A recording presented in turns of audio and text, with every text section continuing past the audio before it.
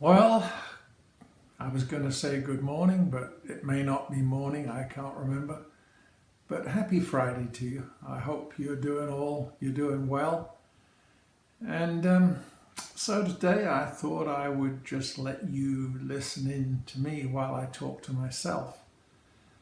I've talked about talking to yourself in times past, and I asked the question, is talking to yourself good or is it bad? They say talking to yourself's the first sign of insanity, but I don't know. I think it depends on what you say to yourself. And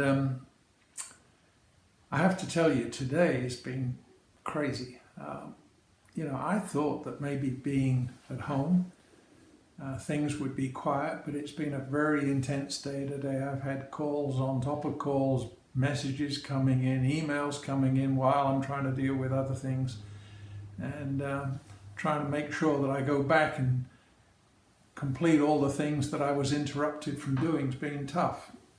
So today I'm going to be giving myself a talking to, and I'm just going to let you listen in.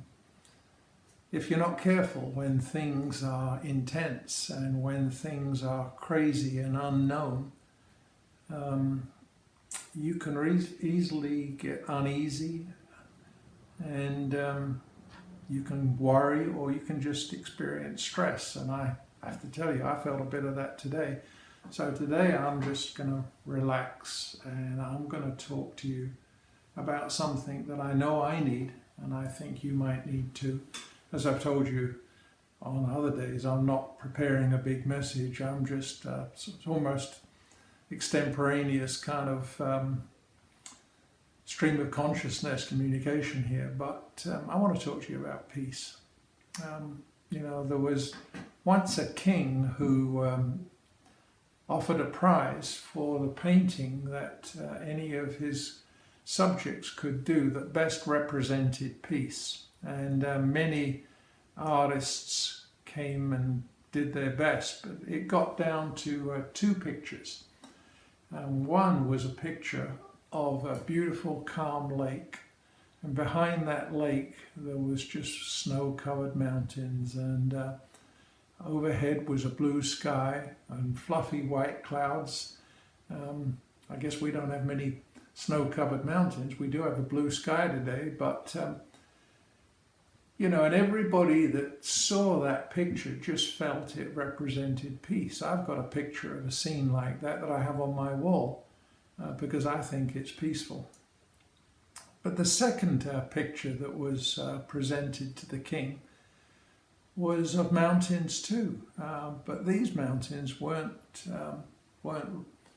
snow-covered. They were rugged and all of that, and the sky was not blue and peaceful, but it was a crazy storm, and there was rain coming down, and down the side of the mountain there was a waterfall, and at the bottom of the waterfall, underneath the waterfall, there was a little tiny gap, and in that little gap there was a bush, and in that bush there was a picture of a mother bird.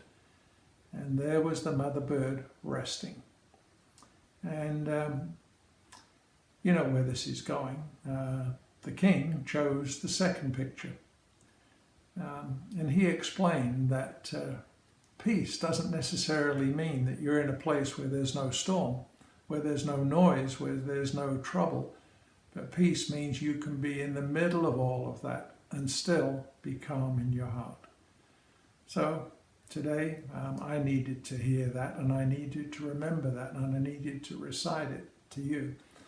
Now, I'm not going to, because we're on Facebook, I'm not to talk to anybody specifically, but I know some of you out there, our family, not our blood family, but our spiritual family, are in need. I know some are waiting for hospital appointments, some are in pain, some are lonely, some are dealing with all of the things that, all of the pressures that this current crisis has.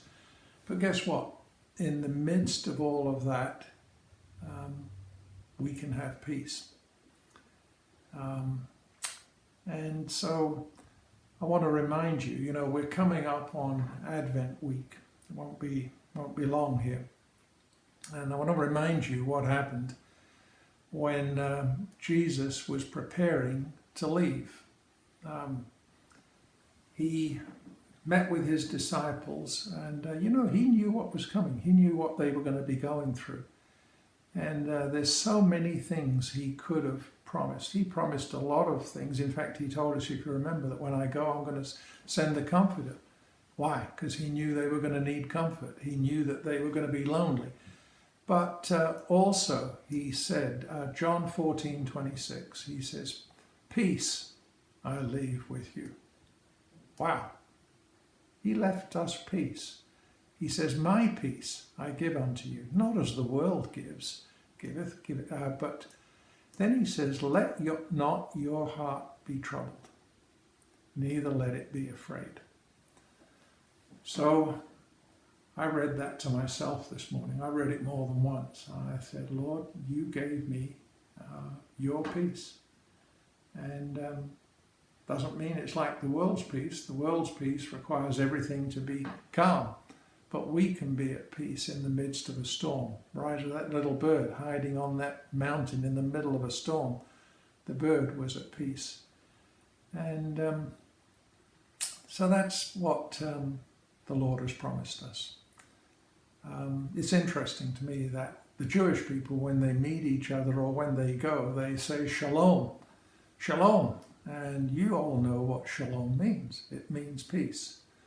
So I just want to tell you that no matter what you're going through, no matter how crazy your life may be, if you're having a crazy day or if you're having a peaceful day, sometimes, it's 6 of one and half a dozen of the other, right? Because if you're having a peaceful day, then you have time to worry and time to think and fret. Other times, like my day today, I've just been incredibly busy, and that maybe doesn't leave you time to worry. But in the midst of that, you've got all of this stuff milling around. But then I repeat to myself, peace I leave unto you. That was the Lord's promise to me. So I'm going to say to you, shalom. I'm going to say, you can have peace, and remind yourself that he's in control, and that you're loved by him. Now, yesterday, at the end of my little talk, I asked Mark to include a video that Janice had done of her playing, and I failed to mention it. So some of you may have clicked off at the end of yesterday and thought that was it. And you may have missed Janice playing for us. So Janice, we sure love you. And we appreciate you ministering to us with your music every week. And so today I'm going to replay, or ask Mark to replay that video. The Lord bless you, keep you, make his face to shine upon you, and what? Give you peace. Love you all. Talk to you again tomorrow. Bless you.